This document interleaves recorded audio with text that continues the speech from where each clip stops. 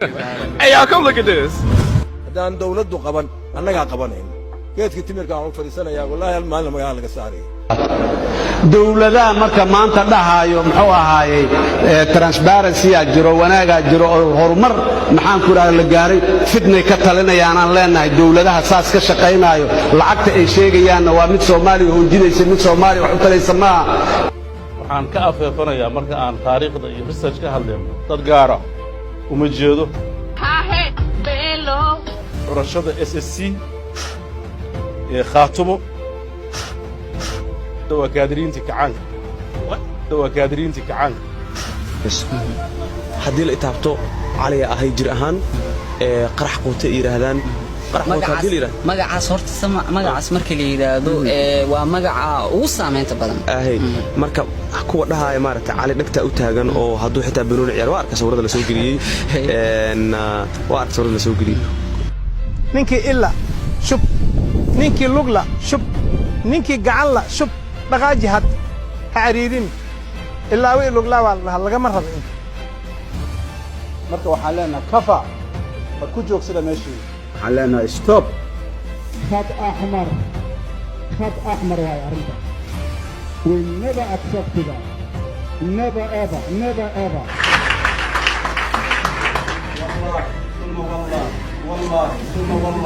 والله هذا سجوجين وبحنا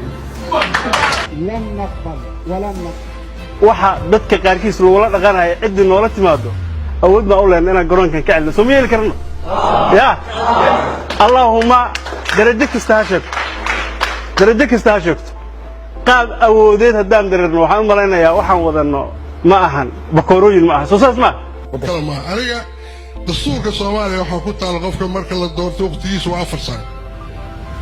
madaxweyne marka la doorto waa 4 sano hadda 2 sano jooga labadii kaliya iga gooyo talo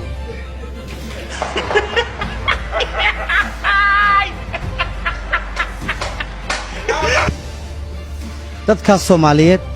waan ka raali gelinayaa deenu weyn ciidamadu ka dhacda khaladkuna waa la ismoodsin karaa igu tuurade marka hore ciidamada waa igu tuurteene igu tuura anigu siyaasad dambena kuma jiro ballan waxaan idinku qaadayaa meel kastoo Soomaali joogto inaan idinku imaado waan idinka raali gelinayaa I love Muqdisho xalna waan siinay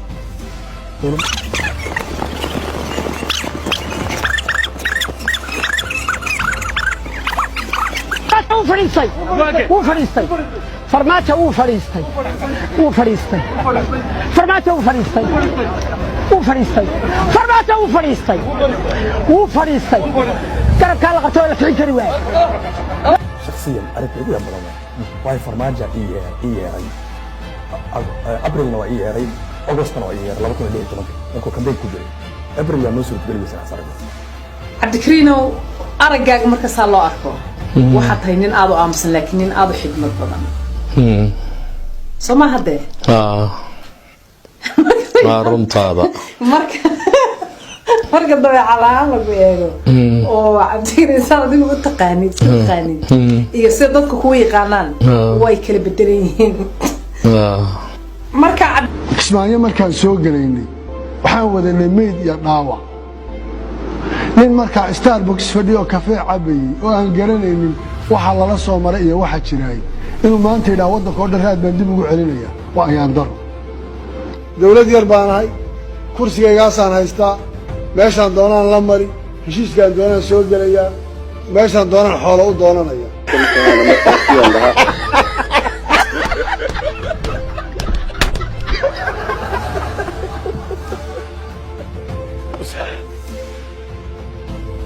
islaan uunsan jirin hadday uunsato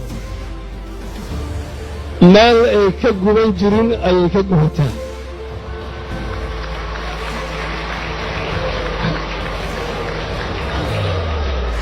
waxaan runta u sheegayaa hadalka uu ka hadlay gudoomiye su'aashayda ha ka jawaab madaxweynuhu meel kalu marayaa hadal mareed mudane hadalka mareed aad weydiisay waad aamusaysaa nidaamka dawladnimada haddaanan raacin mas'uuliyaddeeda adaa qaadi doona dawladnimadu waxay u baahan tahay in la ilaaliyo uma baahna in ashuun lagu aadimo ma ahin nin lagu cabsiin karo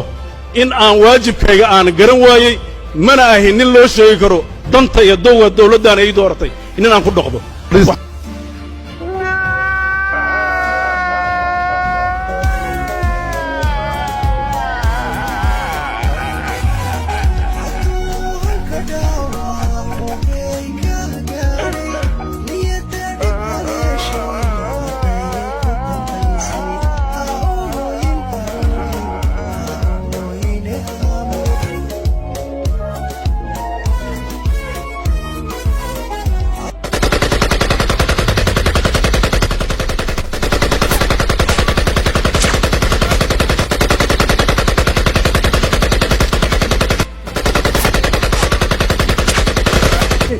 magaaladan 2007 dadkii joogay inta ka baxeen ay ceelasha biyaha tageen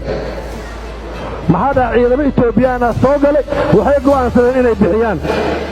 ilmahooda waxay geysteen ceelasha biyaha magaaladan waxay kula dagaalameen ciidamada Itoobiyaanka ilaa markii ugu dambeysay ku guuleysteen inay ka saaraan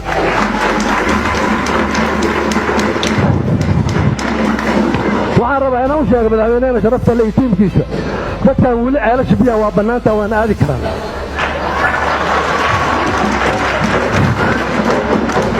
yaan lagu kalifin shacabka beledkan joogo oo beledkan ku nool inay dhib ka shaqeeyaan annaga dad badan oo culimada kamida gabdhaha markay afjigayaan ama ay rabaan inay xaqiraan ama ay rabaan markay kaalinta siyaasadda u diidaan waxay dhahaan waa naaqisatul aqli wad diin aqliga iyo diinta nuqsaan ka yihiin xadiisyo wada falsa ah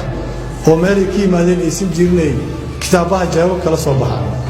bisadaadiisa maanta waxa ka nasiib badan qofka muqdisho ku nool waxaa la yaab leh dawladda maanta maxamed cabdilaahi farmaajo iyo khayr ee xamal ka dhisan ilaa maalintii la doortay ilaa maalinkaa maanta ah waxa ay weerar joogto ah oo qaawan oo dhinac walba ku haya oo ilaa hadda ay ku hayaan qaranka Soomaaliya kismaayo dagaal baa ka socda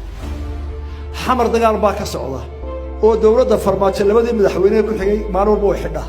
waad arkaysaa halka la isla maraya iyo qarax ka taagan dhuusa mareed dagaal baa ka socda puntland baa wadayso wata maanta la qarxiyay waxaana wadada dawladda farmaajo ee waxa soo taageerayay ayaa fidmadaas oo dhan wada oo markay intaas oo dhan ka dagaalamayay waxay ka wadaa waxa soo tababar kuwa ku soo tababaraysa oo ku soo diyaar garoobisa Soomaaliland bay soo diyaartay colaadeeda oo ay ku soo maqantahay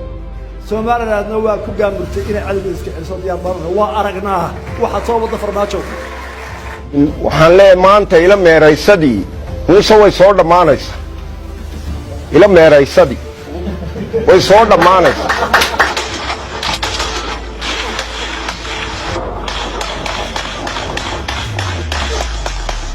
wafdi uu diray wasiirka wasaaradda warfaafinta Soomaaliland Salabaan Yuusuf Cali Koore oo hogaaminaya xildhibaan Hanad Xaashi Axmed iyo Mujaahid Faransiya ayaa gaaray dooxooyinka Gambadho ku habsaday ayaa caab u tiro badan waxaana goobta ayaa ka kicinay ciidamada Soomaaliland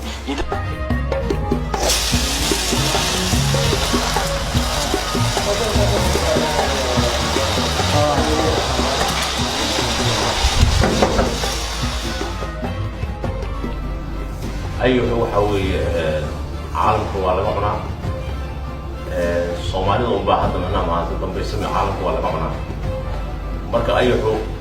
siisaba xunna hadda taanu waa xunna waan tajrubaynay hadda banana waan shiilnay